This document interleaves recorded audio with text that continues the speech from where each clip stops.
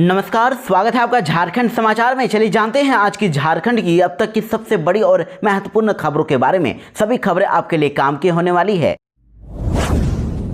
झारखंड सरकार ने झारखंड के गरीबों के लिए बड़ा ऐलान कर दिया है। अब आयुष्मान कार्ड के तहत अब सभी को 15 लाख रुपए तक का फ्री इलाज मिलेगा। जी हां, झारखंड में अब 5 लाख नहीं बल्कि 15 लाख रुपए तक का मुफ्त इलाज मिलेगा।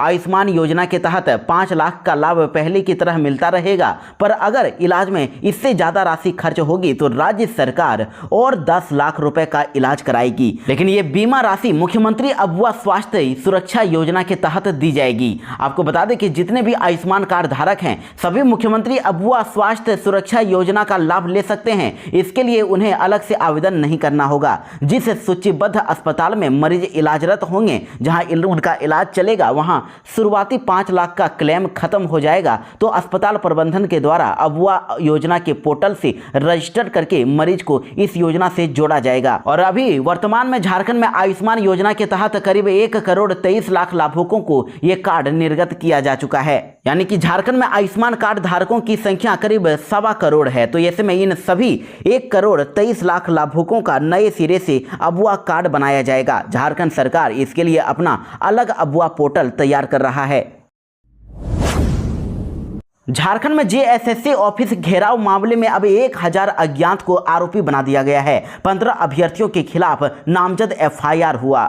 जी हां, झारखंड में स्टूडेंट्स के द्वारा जेएसएससी सीजीएल एग्जाम के पेपर को रद्द करने की मांग को लेकर जेएसएससी ऑफिस का घेराव किया गया था और भारी प्रदर्शन हुआ था। तो इस मामले में अब रांची के नामकुम में जेएसएससी सीजीएल की परीक्षा के अभ्यर्थियों के द्वारा पुलिस पर पथराव और धक्का मुक्की के मामले में प्राथमिकी दर्ज की गई है।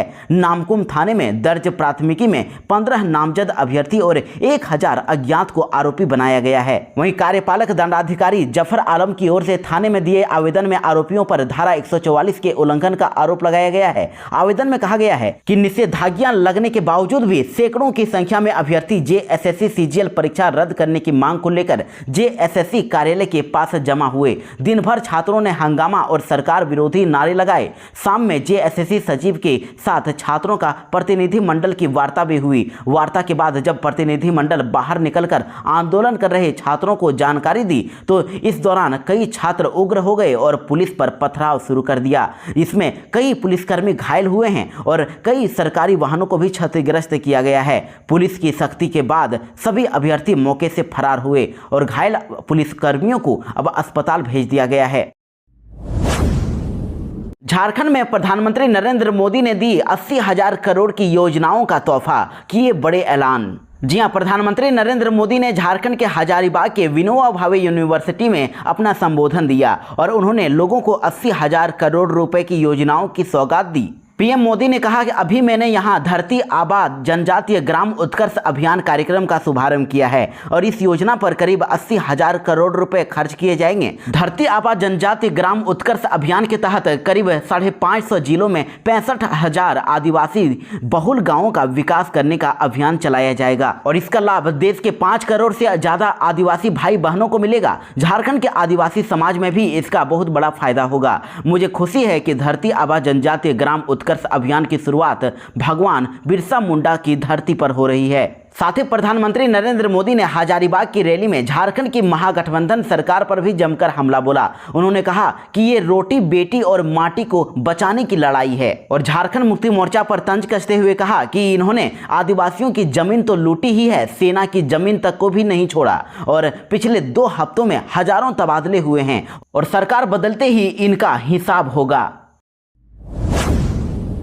झारखंड हाईकोर्ट ने अब 2019 के पहले वाले जितने भी गाड़ियां हैं उन पर हाई सिक्योरिटी नंबर प्लेट लगाने पर रोक लगा दी है।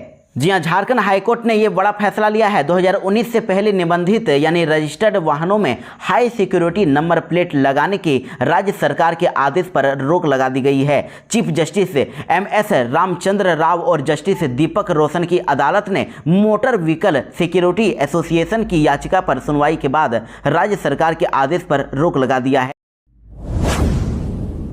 झारखंड सरकार ने एक और बड़ा ऐलान कर दिया है। अब 200 एकड़ में बनेगा 50 मेगावाट का सोलर पावर प्लांट। जी हां, ललपनिया में स्थित तेनुघाट थर्मल पावर स्टेशन में अब 50 मेगावाट का सोलर पावर प्लांट अब लग जाएगा। सीएम हेमंत सोरेन ने इस प्रोजेक्ट का शिलान्यास कर दिया है और इस प्रोजेक्ट के लिए लगभग 2.5 साल से इंतजार हो रहा था। इस पावर प्लांट के लिए एमडी अनिल कुमार शर्मा काफी गंभीर थे। वहीं समय समय पर तेनुघाट में विद्युत मजदूर यूनियन भी इस दिशा में मुख्यमंत्री हेमंत सोरेन का ध्यान आकर्षित कराते रही है और बीते 29 अगस्त को कैबिनेट से स्वीकृति मिलने के बाद 13 सितंबर को अप्रशासनिक स्वीकृति भी मिल गई है, जिसके बाद अब शिलान्यास हो गया है और इस प्रोजेक्ट को लगभग 200 एकड़ भूमि पर स्थापित किया जाना है।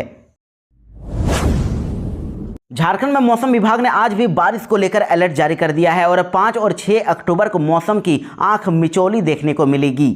यानी कि झारखंड में एक बार फिर से मौसम खराब होने वाला है। मौसम विभाग ने अगले 24 घंटे के दौरान झारखंड के कुछ हिस्सों पर छिटपुट गरज चमक के साथ बारिश की चेतावनी दी है। मौसम विभाग ने झारखंड के विभिन्न हिस्सों में 5 और 6 अक्टूबर को भी मौसम खराब रहने का पूर्वानुमान जताया है। वहीं आईएमडी की ओर से जारी ऑल इंडिया वेदर बुलेटिन के मुताबिक इस हफ्ते के दौरान झारखंड के साथ ही बिहार, पश्चिम बंगाल, सिक्किम और ओडिशा के विभिन्न हिस्सों में छिटपुट हल्की से मध्यम बारिश होने की संभावना है।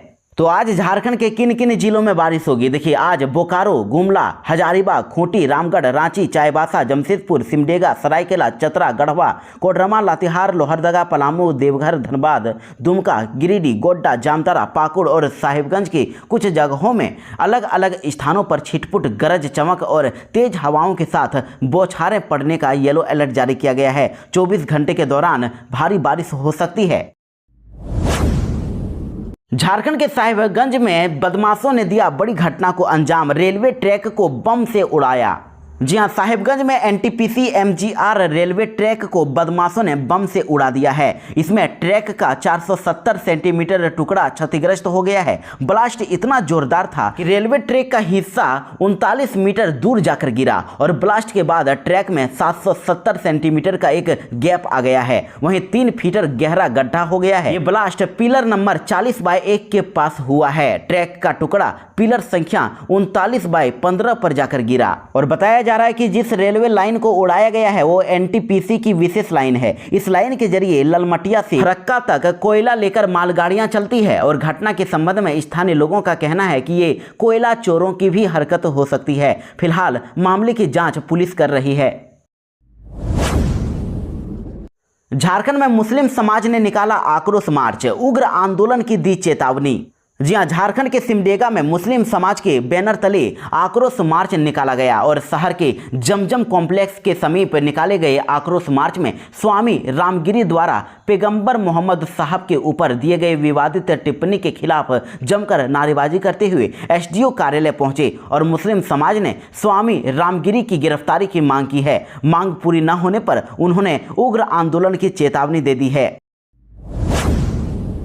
झारखंड में नेताजी सुभाष चंद्र बोस आवासीय विद्यालयों में अब होगी 12वीं तक पढ़ाई, शिक्षकों की भी बढ़ेगी सैलरी।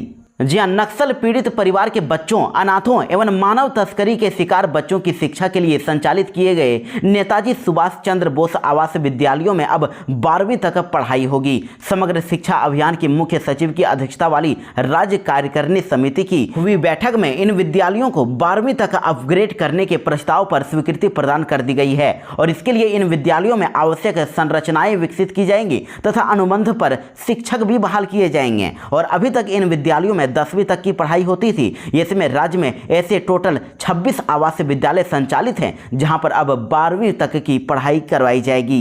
वैसे राज्य कार्यकारिणी की बैठक में कस्तूरबा गांधी बालिका आवासीय विद्यालयों में कार्यरत शिक्षिकाओं और कर्मियों के मानदेय में प्रतिवर्ष 4% की वार्षिक वृद्धि पर भी अब सहमति प्रदान कर दी गई है। पारा शिक्षकों एवं बीआरपी और सीआरपी की तर्ज पर ही इन्हें भी अब इसका लाभ मिलेगा।